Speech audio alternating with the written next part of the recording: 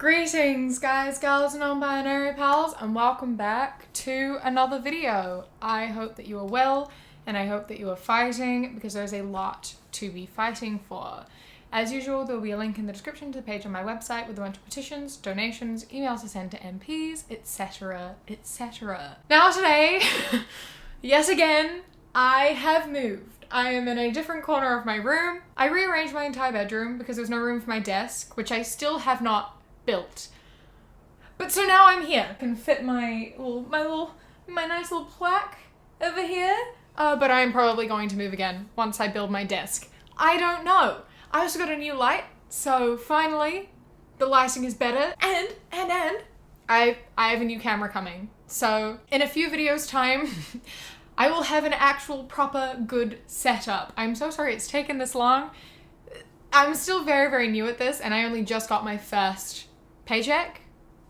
And so I used it to upgrade my equipment. So I hope you start to enjoy the quality of my content a little bit better. Today, I am going back to an icon, to the subreddit that is the backbone of this channel. Last time I did one of these was a few months ago. It is the video that built this channel and remains my top viewed video by a mile.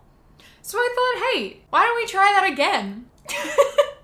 So today, we are going back through the cursed subreddit of r/badwomensanatomy. I don't know why we keep doing this. I don't know why I keep torturing myself and in the process torturing you, but you know, that's what you've come here for. You have subscribed because you hate yourself.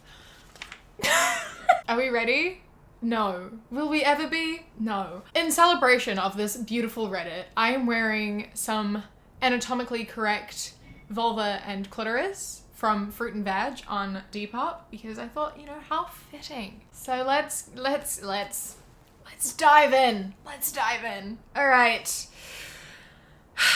What is worse than a broken heart? Menstrual pain, homelessness, hunger, etc.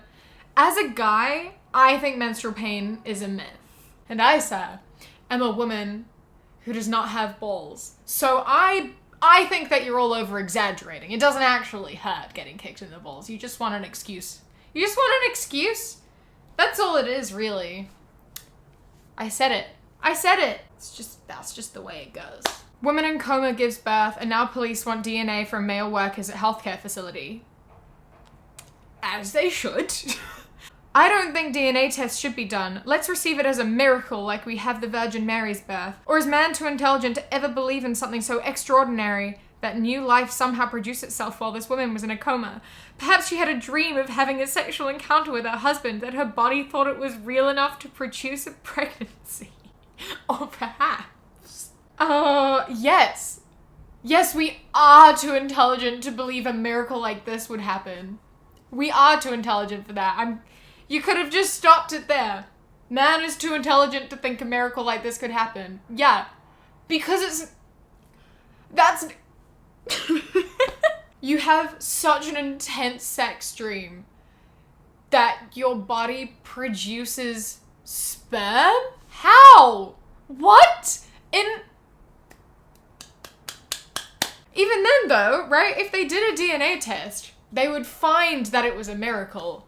Surely you'd want confirmation that this was indeed a miracle. If they find that it only holds the DNA of one person or half celestial, then everyone would celebrate.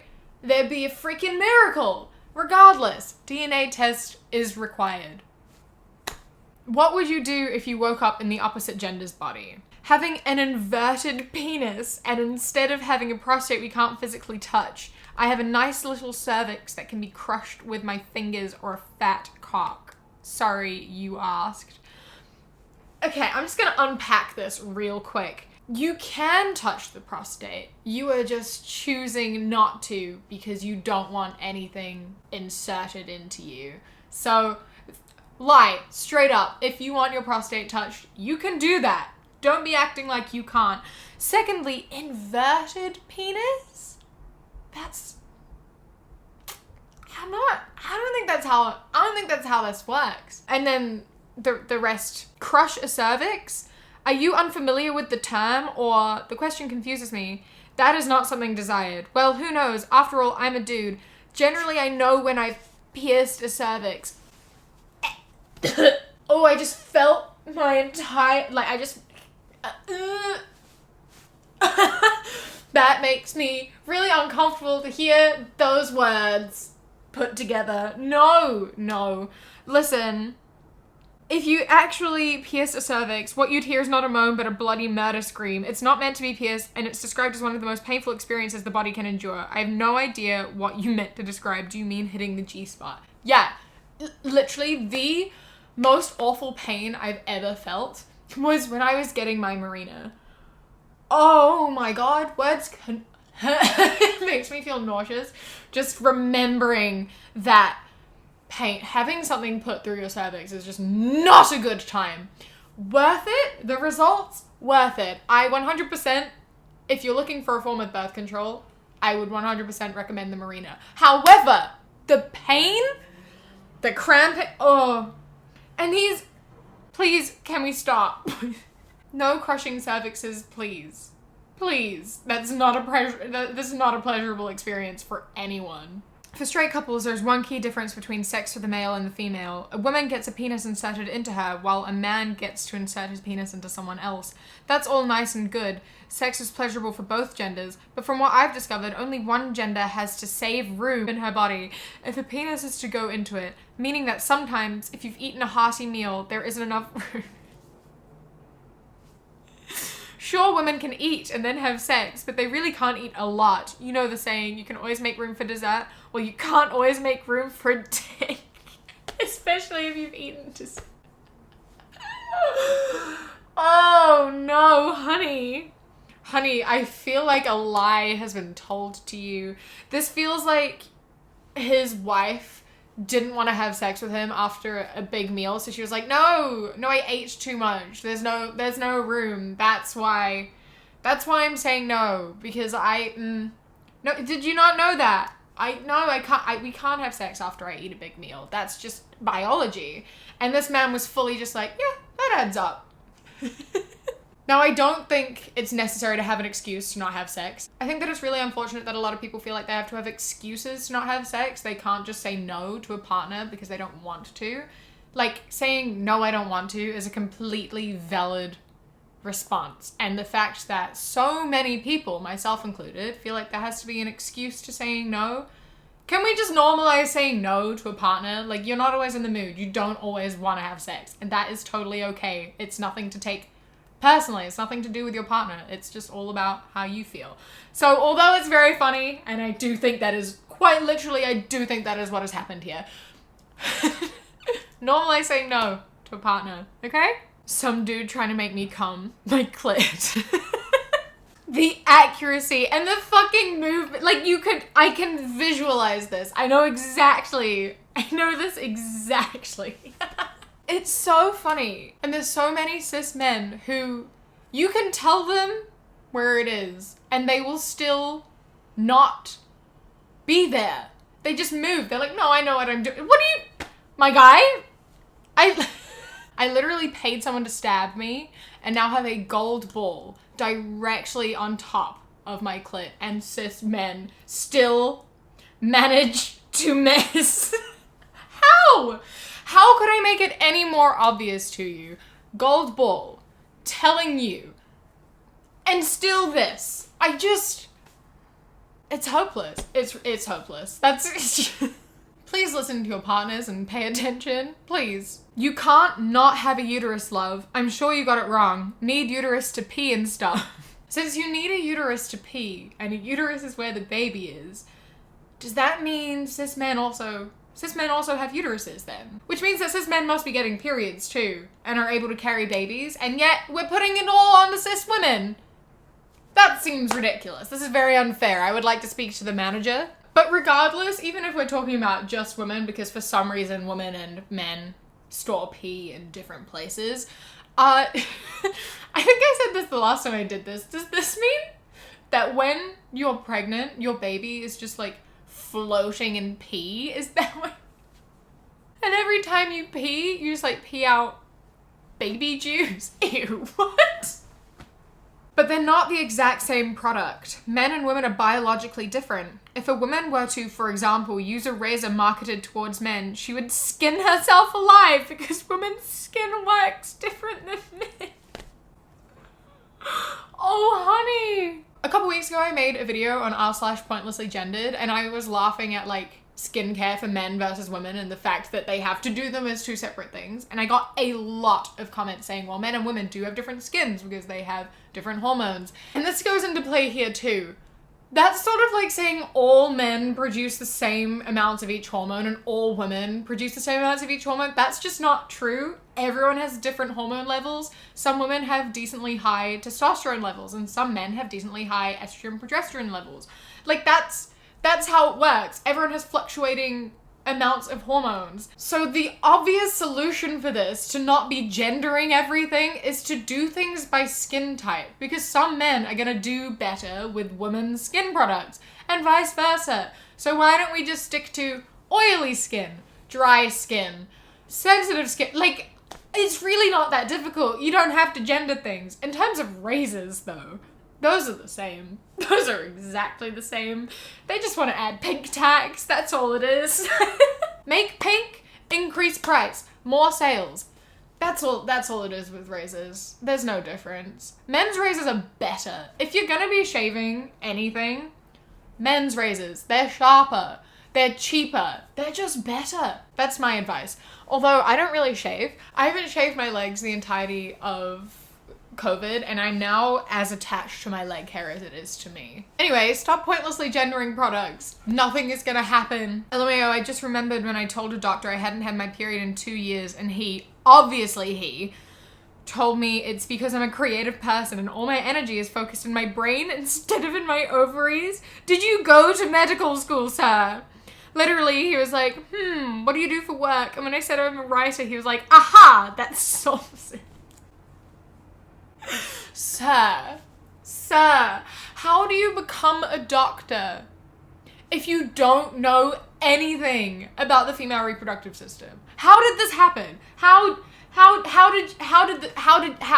did you get a license to be a licensed practitioner if you don't know how the female reproductive system works? This is very concerning. Surely they have to talk about that at med school. Or this man was fully like, no, med school lied to me. I know about women's bodies better than the med school I went to. I know better. I am big brain, genius superior. And women use brain, baby box doesn't work. OMFG, you are so sexy. This is really random, but please say you will never fart or burp. I hate it. You are way too pretty to do that stuff, right? All the gas that builds up in women's bodies, like it doesn't expel, it like transforms. The energy is then transformed to be used for like beauty instead, you know? Your body absorbs the gas and uses it to power beauty. You figured it out. You figured out what makes women beautiful. Congratulations. Not sure if a man would feel anything different if the cervix is not removed. The entire sexual experience will be different though, since a woman can no longer have an orgasm during sex. She can possibly still have an orgasm via the stimulation of the clitoris, but that's not a shared orgasm via sex. Hysterectomy pretty much destroys the sexual experience that's to be expected, though, since the sex organs are removed. I said it before, I'm gonna say it again. The cervix is not involved in a sexual encounter. It has no part in sex. It's not included. It's not even in the freaking discussion. The cervix is just like a wall between your uterus and your vagina. That's all it is. It's not involved in anything. And also, most AFAB people cannot orgasm from penetration. That's not how it works. Inside of the vagina can't have a ton of nerve endings because you push a baby out of it. So a lot of the pleasure is not felt internally. Clitoral stimulation is pretty much always required if you want to make your partner come. So when you say shared orgasm, what you mean is penis orgasm, and then it's over. Penis orgasm and she'll just pretend? Is that what you mean? Yeah, it is. Even during penetration, you should try to be doing some sort of clitoral stimulation. That's just some advice. That's a top tip for you. Get a bullet vibrator or a finger vibe, or like just do something, right? And everything will be better. That's my sex tip for you today. Include clit stimulation in penetrative sex. Yeah? Great. That's how to improve your sex life. You're welcome. On that note of my excellent sex advice, I think I'm gonna leave it here.